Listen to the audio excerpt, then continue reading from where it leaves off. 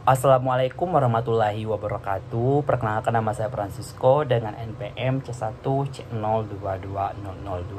Saya berasal dari kelas 4B akuntansi. Di sini saya akan menjelaskan materi tentang provisi dan kontingensi atau kewajiban bersyarat. Disebutkan sebagai kewajiban bersyarat karena waktu dan jumlah pembayarannya yang belum pasti. Artinya, waktu dan pembayaran ini tergantung pada peristiwa di masa yang akan datang.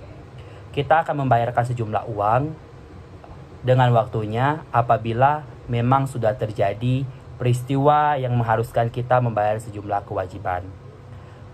Kewajiban bersyarat ini memiliki beberapa kriteria, yaitu ada 4. Yang pertama, apabila rentangnya kurang dari 5%, itu disebut sebagai remote, maka itu diabaikan, tidak perlu yang namanya adanya pengungkapan, apalagi adanya pencatatan. Kemudian apabila rentangnya lebih dari 5% sampai dengan 50%, maka itu disebut sebagai possible. Itu hanya perlu diungkapkan dalam catatan atas laporan keuangan. Kemudian apabila rentangnya di atas 50% sampai dengan 90%, maka disebut sebagai probable. Itu perlu dibuat yang namanya jurnal. Kemudian apabila rentangnya 90%, di atas 90% sampai kurang dari 100%, maka itu disebut sebagai virtualistin atau hampir pasti. Itu juga sama seperti probable, perlu dibuat jurnal. Kenapa tidak 100%? Karena apabila dia 100% artinya itu sudah pasti. Apabila itu sudah pasti, maka ia bukan kewajiban bersyarat lagi, tetapi ia sudah masuk ke kelompok liabilitas atau kewajiban. Kemudian provisi terjadi dikarenakan dua hal. Yang pertama itu adanya hukum. Hukum ini merupakan regulasi atau peraturan-peraturan yang berlaku dari pemerintah. Kemudian ada kebijakan. Kebijakan ini kebijakan perusahaan, artinya ketentuan atau kebijakan-kebijakan yang ditetapkan oleh pihak internal dalam suatu entitas atau organisasi.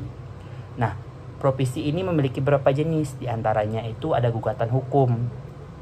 Kemudian ada garansi. Garansi ini memiliki dua jenis, yaitu garansi yang melekat pada produk dan garansi pertambahan. Artinya kita harus berbayar lagi.